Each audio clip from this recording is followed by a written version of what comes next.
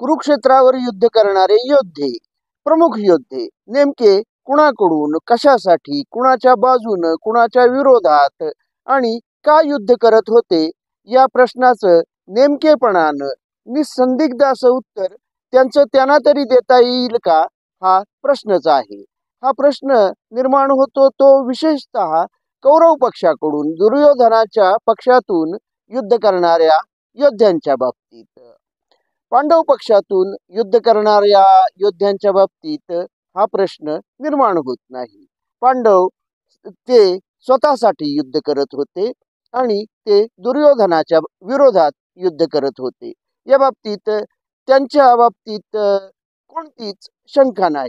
आणि त्यांचा सेनापती धृष्टद्युम्न हा आपल्या बहिणीच्या आत्मसन्मानाचं युद्ध म्हणून तो पांडवांच्या बाजून पहिल्यापासून शेवटपर्यंत युद्ध करत होता. पांडव पक्षाकडून युद्ध करणाऱ्या योद्ध्यांच्या मनामध्ये कोणतीही शंका नव्हती. पण दुर्योधनाच्या पक्षातून युद्ध करणाऱ्या योद्ध्यांच्या बाबतीत मात्र हा प्रश्न निर्माण होतो. पितामह भीष्म, आचार्य द्रोण, अगदी कर्ण यांच्या बाबतीत हे प्रश्न निर्माण होतात. कौरव सभेमधील बहुतेक सर्वच ज्येष्ठांच्या मनामध्ये हा अगदी ठामपणे त्यांना वाटत होतं की दुर्योधन चुकतो आहे, तो पांडवांच्यावर अन्याय करतो आहे आणि दुर्योधन अत्यंत अन्यायकारकपणे पांडवांशी वागतो आहे.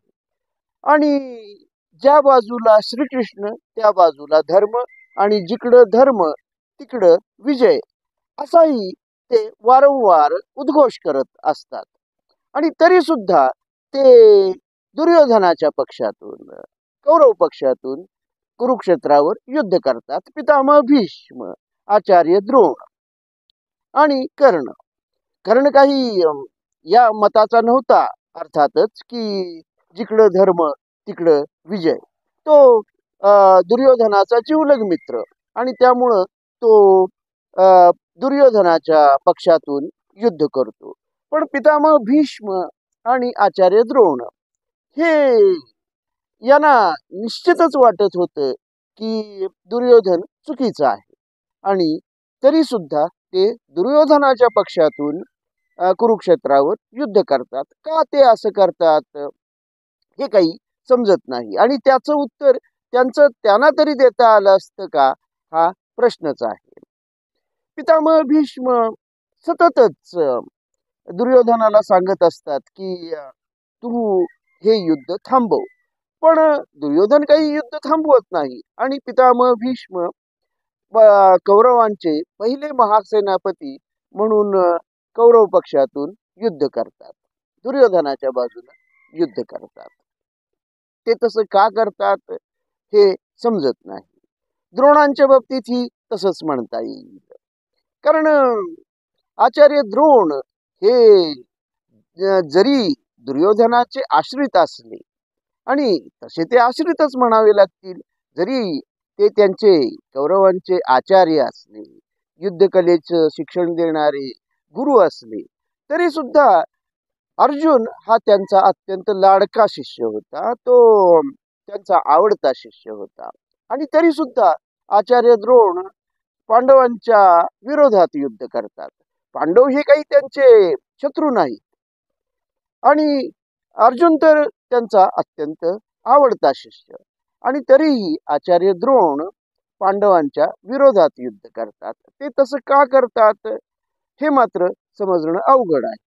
केवळ कर्मयोग आचरणात आणायचा आणि क्षत्रिय कर्म आपलं करायचं, युद्ध करण्याचं कर्म करायचं म्हणून हे दोघं म्हणजे पितामह भीष्म आणि आचार्य द्रोण कौरवांच्या बाजूनं या युद्धामध्ये सहभागी होतात का, असं जर म्हणायचं म्हटलं तर कर्मयोग हा अत्यंत निष्ठापूर्वक मनापासून आचरण करण्याचा धर्म आहे, तो योग आहे.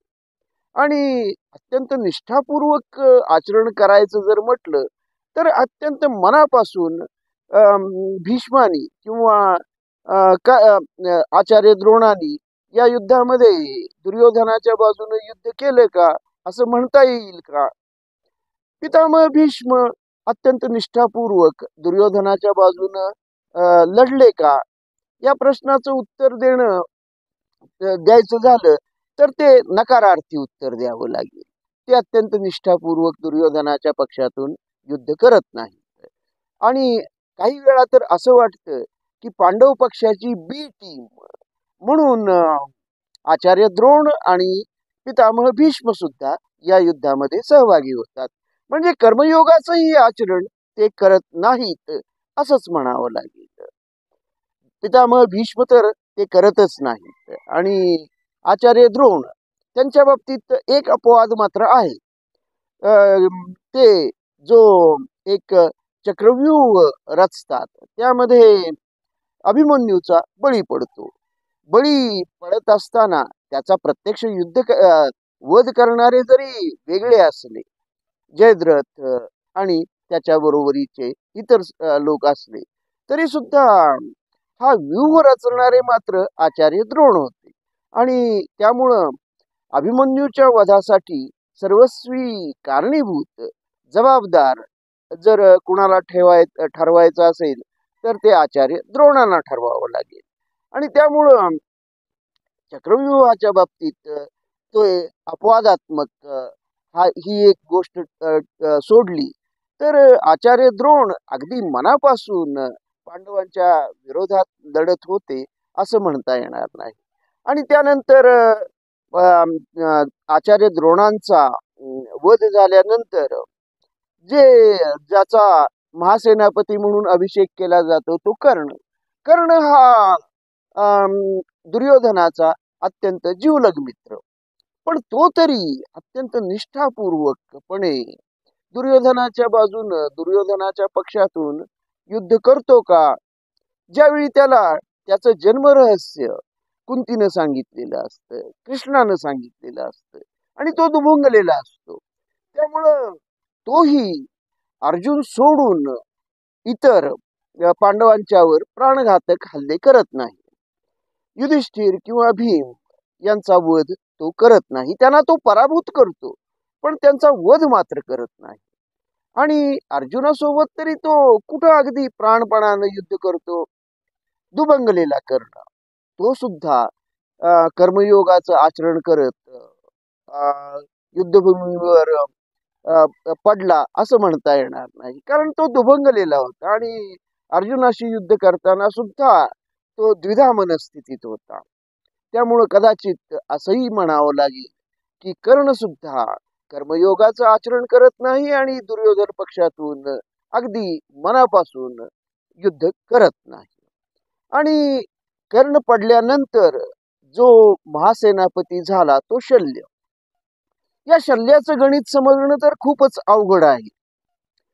शल्य हा नकुल आणि सहदेव यांचा सख्खा मामा आणि त्याच नात्यानं तो पांडवांचा सुद्धा मामा. आणि तसं पाहिलं तर तो दुर्योधनाचा सुद्धा दुःशासनाचा सुद्धा मामाच. तसंच जर बघायचं झालं तर हे सगळं युद्ध म्हणजेच पाहुण्यापै मधील आणि एका कुटुंबामधील संघर्ष आहे. एका कुटुंबामधीलच हे युद्ध आहे. आणि हे कुटुंब आहे ते व्यास महर्षींचं कुटुंब आहे. कौरव कुळाशी काहीही सुतराम संबंध नसलेल्या व्यास मुनींच्या कुटुंबामधील हा संघर्ष. आणि या संघर्षामध्ये ओढले गेलेले एकमेव अंतिम कुरुवंशीय जे खरे कुरुवंशीय शेवटचे कुरुवंशीय होते ते पितामह भीष्म. हे निष्कारणच या युद्धामध्ये ओढले गेलेले होते. जन्मापासूनच आणि जन्मभर फरफटत गेलेले पितामह भीष्म हे या युद्धामध्ये उगीचच फरफटत गेले आणि शेवटी शरशय्येवर पडून मृत्युमुखी पडले. पण ही गोष्ट वेगळी. शल्याच्या बाबतीत काय होतं तर शल्य ज्यावेळी तो कुरुक्षेत्रावर येतो त्यावेळी तो कर्णाचा सारथी म्हणून ज्यावेळी तो कुरुक्षेत्रावर वावरतो त्यावेळी कर्णाचं सतत खच्चीकरण करत राहतो. त्याला सुतपुत्र सुतपुत्र म्हणून हिणवत राहतो.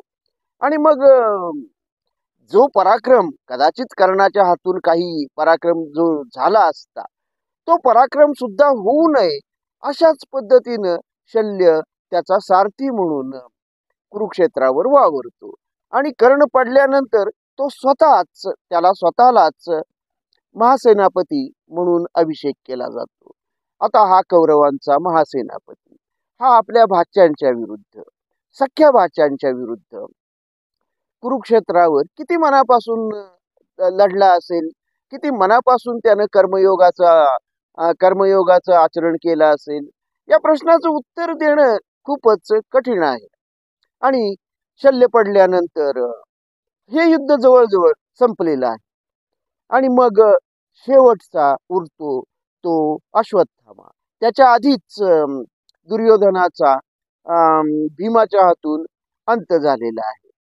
इथं दुर्योधन आणि कौरव हे मात्र आपलं स्वतःच युद्ध म्हणून कुरुक्षेत्रावर अगदी मनापासून त्यांनी युद्ध केलं असणार. दुर्योधनानं, दुःशासनानं आणि त्यांची पडछाया अशा पद्धतीनंच वावरत असलेले इतर कौरव यांनी मनापासून कुरुक्षेत्रावर युद्ध केलं असेल. दुर्योधनानं तर ते केलंच. त्यानं अत्यंत कर्मयोगाच्या निष्ठेनं या युद्धामध्ये स्वतःच युद्ध म्हणून हे युद्ध केलं. त्यानं कर्मयोगाचं आचरण केलं. आणि अगदी अंतिम क्षणी सुद्धा जेव्हा तो इतर कुठल्याही पांडवाची निवड न करता भीमाची निवड द्वंद्व युद्धासाठी करतो, तेव्हा त्याचा हा प्रामाणिकपणा, कर्मयोगाचा प्रामाणिकपणा दिसून येतो. तो अत्यंत निष्ठेनं कर्मयोगाचा अवलंब करतो. एकमेव दुर्योधन पक्षाकडून, कौरव पक्षाकडून युद्ध करणारा कर्मयोगी म्हणून दुर्योधनाचा उल्लेख करावा लागेल. युत्सूच्या बाबतीत तो अत्यंत प्रामाणिकपणे आधीच कौरव पक्ष सोडतो आणि पांडवांच्या बाजूला येतो. त्यानं तो प्रामाणिकपणा तरी दाखवला. हा प्रामाणिकपणा भीष्मानी किंवा द्रोणानी दाखवला नाही. जर पितामह भीष्म म्हटले असते की मला तुमच्या बाजूने युद्ध करायचं नाही, मी पांडव पक्षाकडून युद्ध करणार आहे, तर त्यांना कुणी अडवू शकलं नसतं. द्रोणांच्या बाबतीतही जर द्रोण म्हटले असते की मी पांडव पक्षाकडून युद्ध करणार आहे आणि की मी पांडव पक्षामध्ये सामील होण्यासाठी जातो, तर त्यांना कुणी अडवूही शकलं नसतं. आणि पांडव पक्षानं त्यांना अत्यंत आदरपूर्वक आपल्या पक्षामध्ये सामील करून घेतलं असतं. पण ते तसं करत मात्र नाहीत. ते दुर्योधनाच्या पक्षातूनच युद्ध करतात आणि की पांडवांची बी टीम असल्यासारखं वावरतात युद्धभर. हे सगळं का करतात ते, आणि ते कर्मयोगाचंही आचरण का करत नाहीत, हे मात्र समजणं अवघड आहे. आणि मग दुर्योधन द्वंद्व युद्धामध्ये भीमाकडून मारला गेला, त्याचा अंत झाला. आणि तो मरणोन्मुख असताना त्यानं जे युद्ध खरं तर संपलेलं आहे, त्या संपलेल्या युद्धानंतर सुद्धा कुठली कौरवसेना उरलेलीच नव्हती. या कौरवसेनेचा महासेनापती म्हणून, अंतिम सेनापती म्हणून अश्वत्थामा स्वतःलाच दुर्योधनाकडून अभिषेक करून घेतो. आणि असा अभिषेक झालेला महासेनापती, जिथं सेनाच नाही, युद्ध शिल्लक नाही, अशा परिस्थितीमध्ये महासेनापती झालेला अश्वत्थामा तो मात्र आपल्या मित्रासाठी किंवा आपल्या पित्याचा वध करणाऱ्या दृष्टद्युम्नाचा वध करण्यासाठी तो कपटानं का होईना पांडवांच्या पुत्रांच्या मृत्यूला कारणीभूत ठरतो.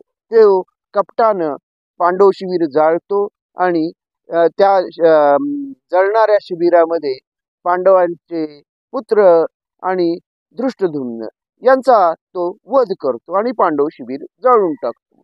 कदाचित यालाच कर्मयोग म्हणत असतील तर अश्वत्थामा कर्मयोगाच्या निष्ठेनं या युद्धामध्ये सहभागी झाला असं म्हणता येईल. पण पांडव पक्षातील जर योद्धे सोडले तर निष्ठापूर्वक पांडव पक्षातील योद्धे लढले, पण कौरव पक्षातील कोणताही योद्धा अगदी निष्ठापूर्वक दुर्योधनाच्या बाजूने युद्ध करतो असं म्हणता येणार नाही. स्वतः दुर्योधन मात्र याला अपवाद आहे.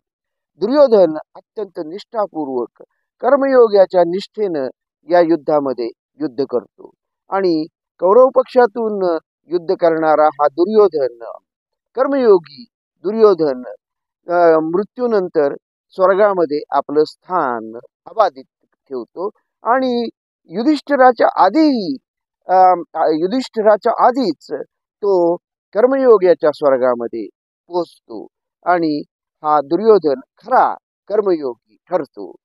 धन्यवाद.